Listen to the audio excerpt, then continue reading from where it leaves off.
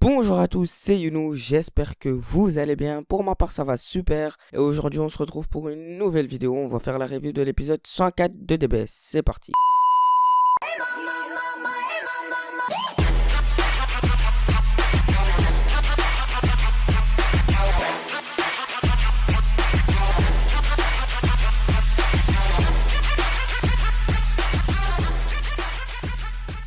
Avant de commencer, j'aimerais vous dire que je ferai moins de reviews ou peut-être plus de reviews jusqu'à ce qu'on ait plus de visibilité pour partager notre avis avec plus de monde. Et aussi pouvoir se concentrer sur un autre format de vidéo mieux écrit, mieux fait. Et voilà, c'est tout ce que je tenais à vous dire. Maintenant, on peut commencer la review.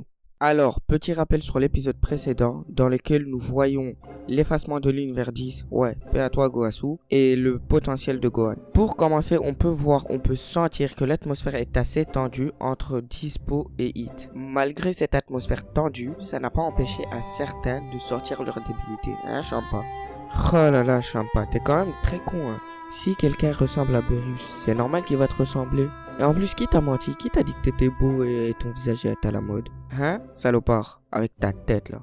Mention spéciale à Hit qui m'a bien fait rire, qui en se prenant son premier coup, se pose d'abord 2 minutes pour comprendre qu'il a pris un coup. On peut aussi remarquer que la manière de combattre de Hit est très similaire à celle de Goku. Je dis pas ça du sens où ils ont les mêmes techniques et tout, mais plus du sens où c'est la même manière. Je sais pas comment vous dire ça autrement, mais je m'explique. La manière de combattre de Goku consiste à se laisser frapper et ne pas se donner à son maximum dès le début du combat, dans le but d'analyser les techniques de son adversaire et pouvoir après les contrer. Et on peut voir que Hit a très bien pu faire ça en se laissant prendre 3 coups pour comprendre la technique de son adversaire et ensuite s'adapter à la vitesse de son adversaire et même pouvoir le déstabiliser à son propre jeu. Et pour ceux qui regardent Naruto, enfin plutôt ceux qui ont regardé Naruto, la technique de Hit, elle vous a pas fait penser au Kamui d'Obito? Non, franchement, on va pas se mentir, elle vous a fait penser. Hein. Et c'est même grâce à ce Kamui qu'il allait éliminer Dispo, enfin jusqu'à ce que l'autre là, comment il s'appelle? Le nain de jardin là, qu'il arrive avec ses cordes, il allait l'éliminer. Et on peut parler de ce sauvetage s'il vous plaît. Dispo il tombe pendant 45 ans. Normalement il aurait déjà été sur le banc là depuis longtemps même. Et encore une fois on voit que les Pride Toppers ce sont des... Bref vous avez compris. Ils interviennent partout. Quand Caulifla était en train de se battre ils sont intervenus.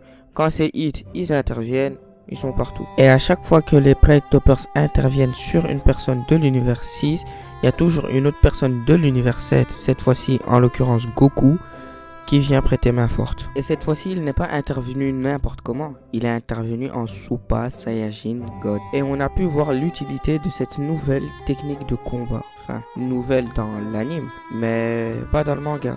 Les lecteurs de DBS, j'imagine que vous avez été moins surpris par cette transformation car elle a déjà été utilisée dans le manga, notamment dans l'arc Black. Et comme vous pouvez le voir, elle utilise moins de ressources que le Blue, mais elle est plus rapide qu'un SCJ3. Et du coup, il utilise cette transformation, le Raid, jusqu'au moment de frapper. Il se transforme en Blue pour maximiser la vitesse et la puissance de son coup. Bon, Hit est bien gentil, mais on ne demande pas à quelqu'un de sortir de l'arène comme ça, comme s'il allait le faire en plus. Mais bon, ça n'empêche pas qu'il reste quand même assez badass. Et après tout ça, on a Dispo qui retourne auprès de ses coéquipiers pour dire que ouais, soi-disant il va se manger après, mais j'ai bien aimé Topo, qui lui fait clairement comprendre qu'ils ont assez joué et que eux aussi ils se sont assez reposés parce qu'ils ont quand même perdu 7 de leurs combattants.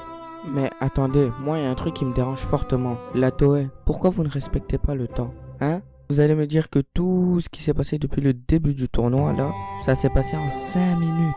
Ah non, ça c'est du manque de respect. Avant de terminer cette vidéo, je voudrais, si vous le voulez bien, donner mon avis sur cet épisode. L'épisode, je l'ai trouvé bien, même super. C'est juste que je m'attendais à plus de combats. Et aussi le non-respect du temps. Mais sinon, il était bien. Et voilà les amis, c'est déjà la fin de cette vidéo. J'espère qu'elle vous a plu. N'hésitez pas à lâcher un gros pouce bleu et à vous abonner. Dites-moi en commentaire si ça vous a plu et ce que vous pensez de l'épisode. Allez, on se retrouve à la prochaine. Ciao.